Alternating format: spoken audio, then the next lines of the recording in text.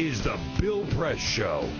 President Obama giving an interview yesterday to Gwen Ifill and Judy Woodruff from the PBS NewsHour saying, no matter what you think, I have not yet made a decision as to what we're going to do in response to Syria's use of chemical weapons. That is the one issue dominating all the extra time and conversation at the White House among administration officials and members of the media. Rebecca Sinderbrand is the deputy White House editor for Politico, joining us in studio this morning. Hi, Rebecca. Nice to see you. Good morning. Get a little closer to the microphone there for us, if you can. So let's start with the givens, right? And we know that chemical weapons the use of chemical weapons is just not tolerated and hasn't really been since the end of World War II.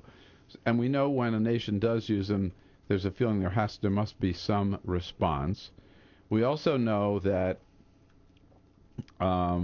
it can't be the United Nations to respond, even though we might like it, because Russia would veto any attempt to do so, right? That's absolutely right. So you're sort of left with something's got to be done, and it's got to be done by the United States.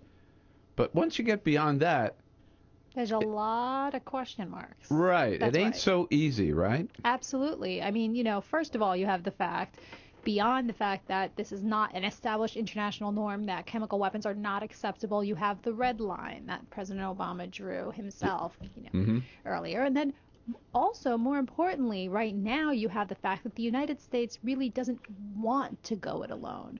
What we want is we want to be part of a multinational force. And so you've seen from the White House this week, they released that long list of diplomatic contacts. That everybody had talked to. I never saw anything like that. Here's who the United States, here's who the Secretary of State talked to, and there's a whole list of names. Well, here's who Samantha Powers talked to, a whole list of names, missing right? Susan Rice, oddly enough. But everyone else on the list, from the president on down, dozens and dozens of contacts, making the case that the United States is trying to draw an international coalition. And you heard the president kind of underline it again yesterday in his conversation with PBS.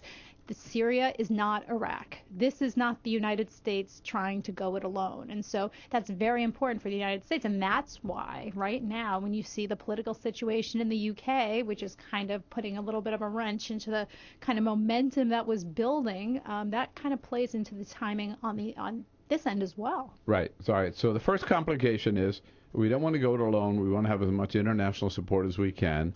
And there you got the UK saying, well, let's wait till the UN inspectors finish their job. That's right.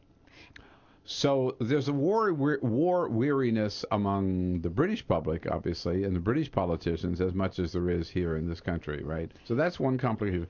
Then, another complication is here, the United States Congress. That's right. Right. Now, Barbara Lee, yesterday, Congresswoman Barbara Lee from California, in our studio, called for bringing Congress back a special session of Congress to deal with this. Some 100 members of Congress have signed a letter to the Speaker Boehner saying, you ought to call Congress back or we have a full debate on this. And, of course, raising the question of the War Powers Act and the United States Constitution. Now, President Obama acted before without following the War Powers Act. And the administration has made it clear. So have other presidents, too. But. That's right. The administration has made it clear, they're going to consult with Congress, but notably haven't used the words, that Congress needs to authorize or and Speaker Boehner hasn't used those words either. He's come out increasingly saying he has, yesterday with his list of 14 questions that he wants answered, saying that the administration has to consult with Congress, not saying the administration has to get authorization from Congress. Same thing also, Jay Carney was asked specifically about whether UN authorization was required, and he was saying, no, they want to get some sort of international consensus, but no, UN authorization not required. So, trying to get the imprint of this kind of approval from these bodies, but not necessarily the formal channels or the formal process. So it's kind of an interesting distinction. And then a third complication is that making the case. I mean, the New York Times headline this morning: U.S. facing test on data to back action on Syria. Again, I made this point earlier in the program.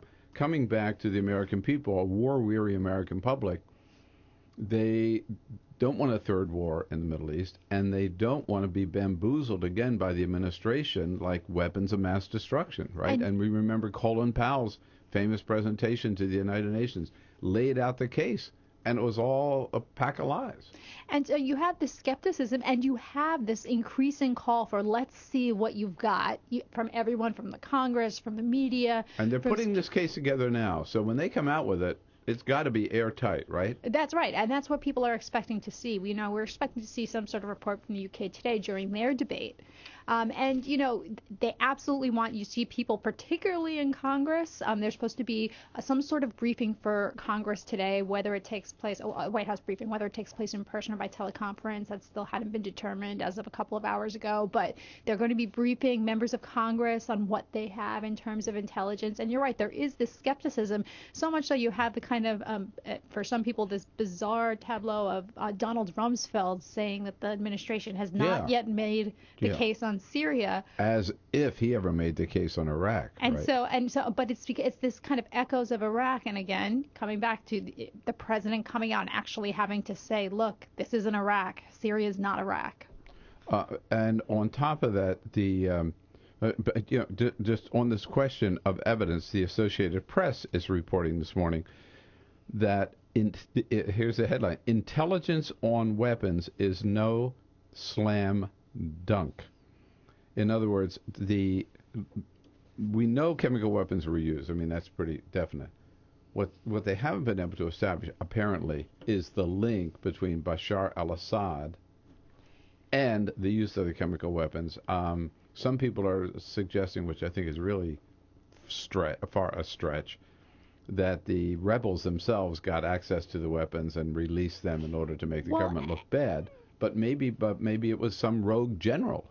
Right, and there's been some suggestions also there were perhaps relatives of Assad that may have been, kind of independently acting. His brother, Mar, of course. And so, you have this, and that would affect the choice of strike target. So this is not necessarily just an academic question. This affects the kind of plans moving forward. And so that's another element of this. And so, the question of the delay in the report is, are they using that time to kind of nail down how much of an airtight case will they be able to make? So, is it possible to achieve the perfect scenario here? I mean, I guess the perfect scenario, as we might sketch it, would be that it would be a limited strike against a military target with minimal loss of civilian lives based on clear, incontrovertible evidence with the support of all of our allies.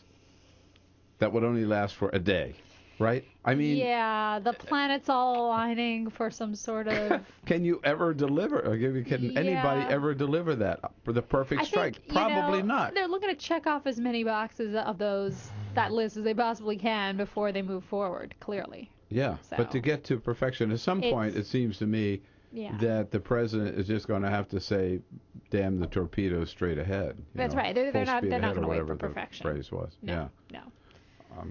Boy, it's a tough decision, and there is a moral imperative to do something. I think. I mean, that's where I think we all start, because if you don't, then you're just encouraging a guy like Bashar al-Assad or other dictators around the world who are watching. And I think probably the second use of the chemical weapons in Syria is related to the fact that there's not a stronger response the first time they used them. Well, I mean, the issue is... They were testing, don't you think? Well, and the issue is, and they're bumping up against, in the United States, in the UK, around the world, this kind of domestic war weariness. It's been so long, Iraq, Afghanistan, and you look at the polls and, members of Congress, the president looking at the polls, and you're looking, even in some polls, down into the single digits for any kind of intervention. Even if chemical weapons were used, people are just saying enough. And so that's, the kind of the wild card in this scenario. No, the latest Reuters Ipsos poll shows that there is something less popular than the United States Congress. You didn't think it was possible. Yeah, right. And it's military intervention in Syria. That's right. There we go. 866-55-PRESS. Let's talk about it here. And your comments. I think the comment that I hear most often from friends and people talking to about this is yeah, we got to do something, but let somebody else do it this time. Why does it always have to be us? You know, what? That's a great strategy if you can pull it off. Let the French do it. Or the Swiss.